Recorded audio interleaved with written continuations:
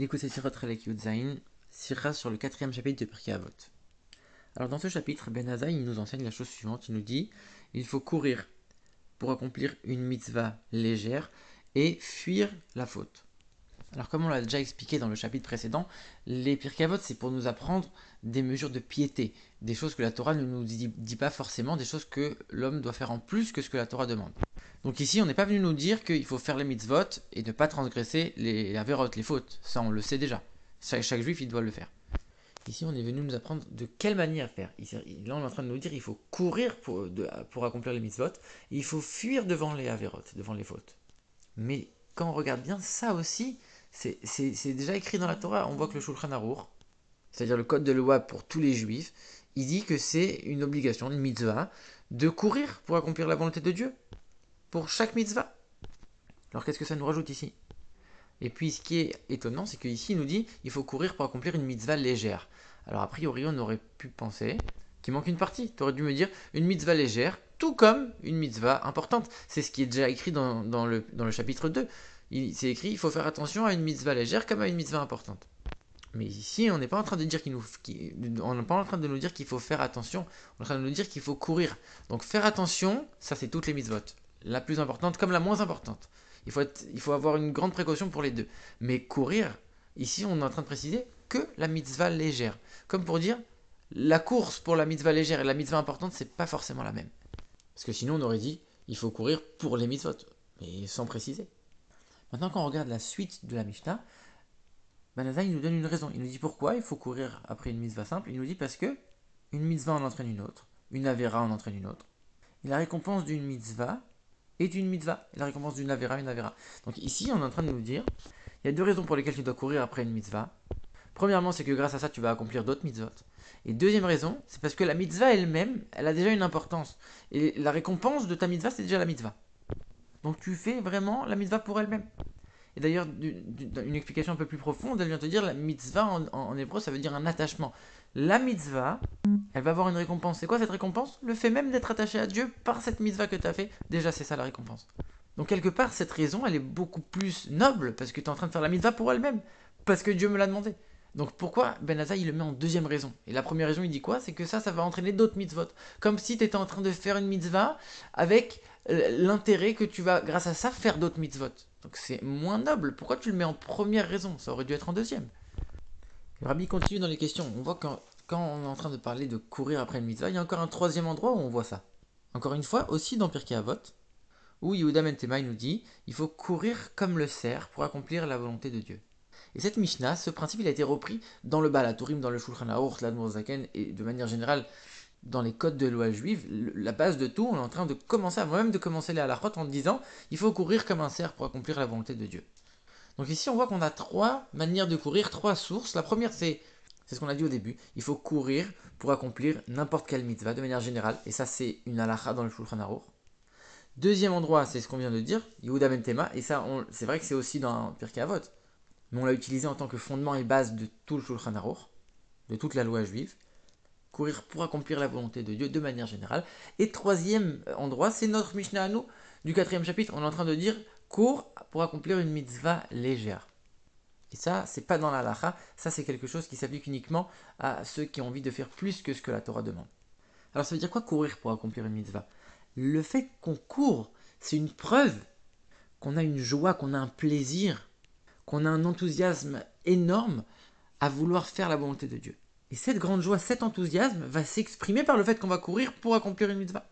Mais pour que ce soit véritablement illimité comme joie et comme plaisir, il faut qu'on se soumette, qu'on se fonde à l'intérieur de Dieu pour faire plus qu'un avec Dieu.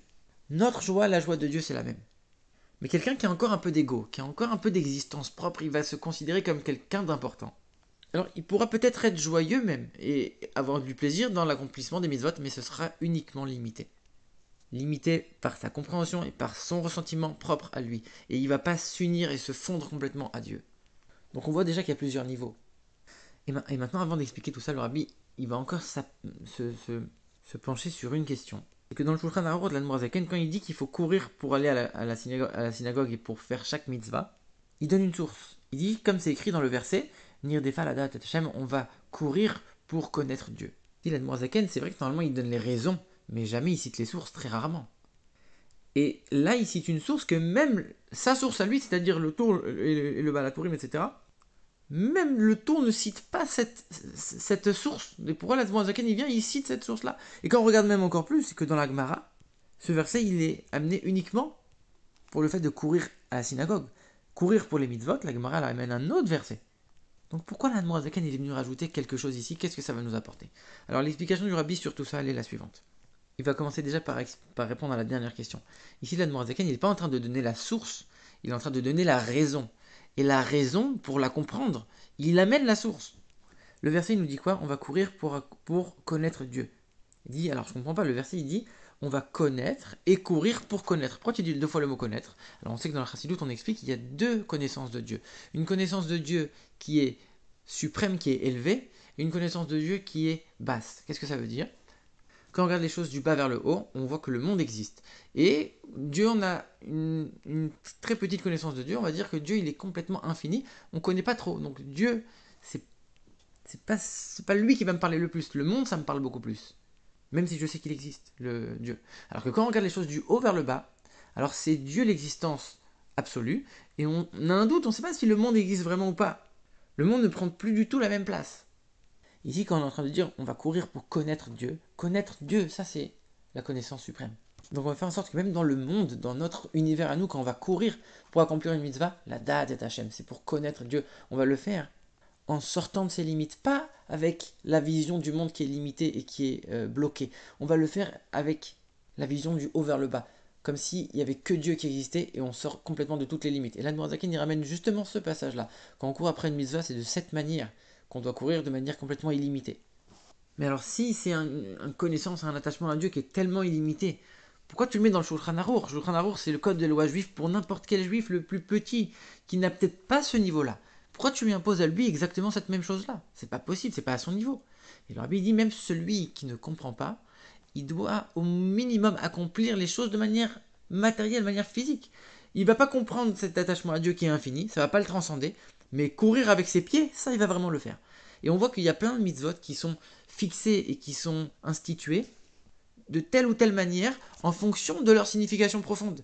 Et même si on sait que pas tout le monde ne connaît la signification profonde, l'application concrète, ça on va la fixer identique pour chaque juif, même celui qui ne comprend pas. Et le Rabbi donne un exemple, il dit par exemple, on voit que le schéma, on le fait uniquement après tous les Teilim de Psuké des Imra, après les brachot du Kriyat Shema. En vérité, c'est toute une introduction pour nous faire méditer à la grandeur de Dieu, pour que quand on arrive au passage du schéma, on est déjà pénétré de cette grandeur de Dieu, et le schéma il arrive comme une évidence. Et là, on va se pénétrer de la profonde signification du schéma.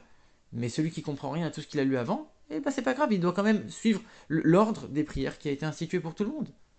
Donc même si on n'a pas cette connaissance et cet attachement infini, la mitzvah telle qu'elle est demandée en pratique, ça il faut la faire de manière concrète pour chaque juif.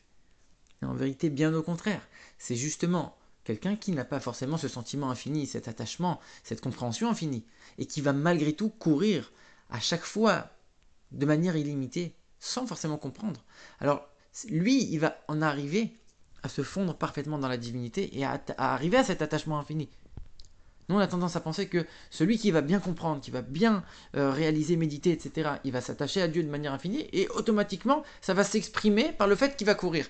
Mais en vérité, ça peut être aussi tout à fait dans l'autre sens. Quelqu'un qui va s'habituer à courir tout le temps, il va tellement courir, même pour des choses qu'il ne comprend pas, qui le dépassent, qui le transcendent complètement, et malgré tout, il court quand même avec ses jambes. Il va arriver à un niveau où son attachement, il va être également de manière infinie. Ça va être une conséquence de toutes les fois où il a couru. Un attachement à Dieu supra-rationnel, justement. Et c'est pour ça qu'on donne cet exemple pour la synagogue, parce que la synagogue, c'est là où on va prier. C'est le service du Dieu du cœur, c'est là que tout le service de Dieu démarre dans la synagogue. Et grâce à ça, on va appliquer ce principe, pas seulement dans la prière, mais dans toutes les mitzvot. Maintenant, sur le fait de courir, il y aura deux manières. Une manière qui va s'appliquer à chaque juif et une manière qui va être réservée à ceux qui veulent faire plus que la volonté de Dieu. Yehuda Ben Temaï nous dit, ça c'est le fondement, il faut courir comme un cerf pour accomplir la volonté de Dieu. Ça, il n'est pas en train de nous dire telle ou telle mitzvah, c'est la volonté de Dieu, c'est en général. Et on le fixe au début du Shulchan Aruch pour nous dire, c'est la base du service de Dieu. Avant même de commencer à enseigner les lois, on est en train de t'expliquer Ça, c'est un état d'esprit global à avoir.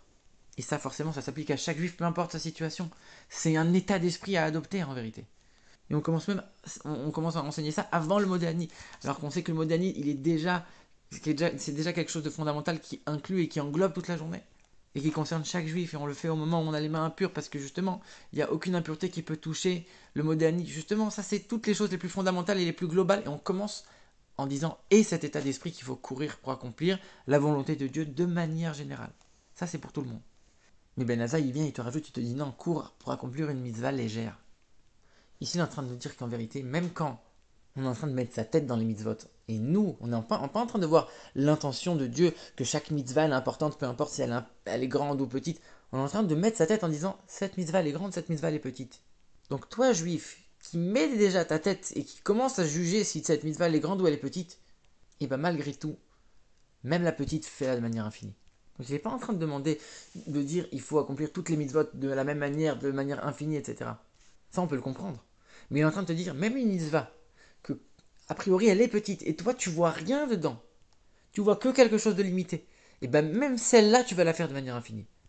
Et parce que cette mitzvah, tu l'as comprise, la mitzvah elle-même dans toute sa dimension qui est limitée, qui est petite, tu vas la faire de manière infinie. Tu vas pas la faire parce que tu vas dire chaque mitzvah c'est la volonté de Dieu, donc celle-là aussi je la fais. Non, je la fais parce que celle-là, elle est aussi extraordinaire, elle a sa particularité, son délice qui fait que je vais avoir un enthousiasme et un plaisir particulier dans celle-là avec quelque chose de spécial qui est attitré spécialement à cette mitzvah-là, la petite, celle qui est limitée. Et Ben Azaï, lui, il avait cette capacité parce qu'on sait qu'il ne s'est pas marié. Il a dit, moi, je suis complètement hors des limites du monde. J'arrive pas à me marier, je dois étudier la Torah toute la journée. Et c'est pour ça qu'aussi, il en est mort quand il a voulu comprendre tous les secrets de la Torah, il n'a pas tenu. C'est quelqu'un qui était que dans le dépassement et qui n'avait pas forcément les limites du monde pour le rattraper. Un peu comme les enfants d'Aaron qui sont morts. Donc ça, c'était l'état d'esprit de Ben Azaï. Et c'est pour ça qu'il met d'abord en premier comme raison, une mitzvah en entraîne une autre. La mitzvah entraîne une mitzvah. On avait dit que mitzvah, ça veut dire un attachement. La mitzvah, elle entraîne un attachement. C'est dans la première raison qu'il faut lire comme ça.